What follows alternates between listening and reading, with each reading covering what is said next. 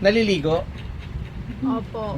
umiinom, naglalaba, naghuhugas, talagang kailangan natin in everyday.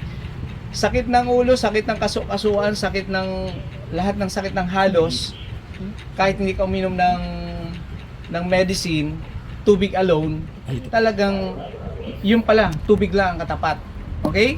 So kasi every time na nagsasalita ka, pinagpapawisan ka, umiihi ka lahat, nade-dehydrate po tayo. And then, syempre yung circulation, lumalapot, kailangan natin magdagdag ng water. So dito, papakita ko lang po na hindi lahat ng tubig nowadays ay pwedeng inumin. No. Kasi nung araw, pwede po. Magbutas ka lang dyan, maggawa ka ng balon, pwede nang inumin. Tama? So ngayon, dahil sa dumadami yung tao, dumadami yung bahay, lahat yan may disposal ng water. So, contaminated na po pag doon ka kukuha. Even nga, meron po kami natetest yung nasa linya na ng water district. So, pag galing po doon sa source, pasado. Pero pagdating na sa end user, contaminated na siya. Why? Kasi, hindi natin alam. Merong mga open pipes dyan. Pagdating doon, marumi na. So, tatlong question po ang dapat nating sagutin. Okay? So, ano ba yung iniinom natin na tubig? Is it healthy? Number 1. Number 2, is it safe and clean? Number 3, is it natural? So kasi ito po, tingnan nyo, ito, hiningi ko doon, saan ba ito? Sa Awitan. Nakakita ako doon ng, kasi bibihira akong makakita ngayon, pag sa syudad yung sa Poso. Ano ang pagkakaiba? Ito po ay nasa water district natin to. Halos parehas, tama po? And we have here, purified water, binili ko po dyan sa tubigan dyan. And meron po tayong absolute water.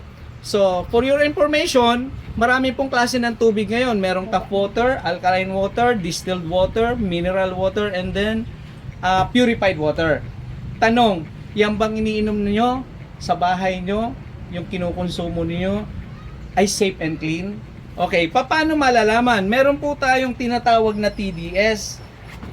And sa pamamagitan po nitong TDS tester, ito po ay nabibili rin at pwede kayong umorder sa Lazada, sa Shopee, napakamura po nito. Meron din sa amin.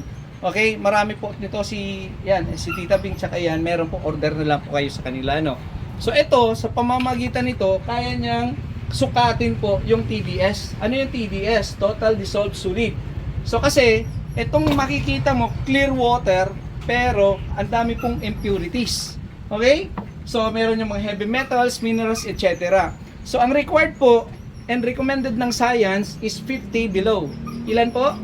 50 below. 50 below. Pag sumobra po dyan, 51, 52 onward, that is a hard water. So, kaya lang dito sa Pilipinas po, ang recommended ng mataas po ang standard. Ginawa nilang 100. Pero sa atin, syempre, na-educate na tayo about this water. So, 50 below tayo. Kaya mas maganda po palaging meron ito, i-check nyo yung iniinom nyo. Kasi madalas tayong naiimbitahan, kasalan, binyagan, etc. kainan. Weakness nyo ng Pilipino. So kung ano yung isi-serve natin na tubig, yun ang iniinom natin, is better na meron. Kami po, sinisimplyan namin, kapag mababa sa 50, pwede. Pag hindi, bumili ka na lang ng tubig dyan. Ang dami pong bilihan. Okay, so una nating itetest yung kinuha po natin doon sa Poso. Malinaw pa, Tita Bing? 0. Ilan po ngayon? 63. 63. Okay, sa tingin nyo, pasado? Hindi. Hindi. Okay. Ito naman yung sa prime water, yung Sa water gripo. district. Ilan po? 52. 52. Tama ba? 52 ba? Oh, 52. Konti lang. Okay, malinis ngayon. Kasi minsan, umaabot siya ng 58. Okay.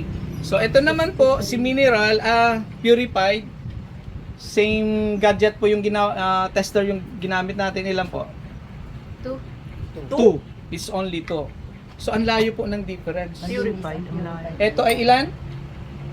63. 63, 52. 52, 2 lang. So di hamak ng layo. Why? Kasi ito po ay dumaan sa different stages. Okay? So ito naman po si absolute distilled water ilan? 0. 0. Technically, palagi po kami nagtetest ng mga kasama natin, everyday halos, talagang si Absolute po ang pinakamalinis. H2O na po siya, pure water. So, dead water siya actually. So, kaya lang, bakit siya malinis? Hamog na lang po siya, distilled. Dumaan siya sa different stages, reverse osmosis, tapos eto po yun. Kaya nga, lahat halos ng hospital, Wilkins, hindi ko nire-recommend si Absolute marami pong distilled water. Ngayon, meron atang pinakamura, yung sa Save More. Yung bonus, distilled yun, pwede rin yun. Okay? Nire-recommend halos ng mga hospital para sa kanilang mga pasyente, and even sa baby, pwede pong timpla ng gatas. Pero ang only benefit po nito, pamatid puhaw. Wala po siyang health benefit. Malinis lang. Okay, nasagot na natin ngayon. Dito po sa apat, ito medyo sobra sa ito mataas ang TDS.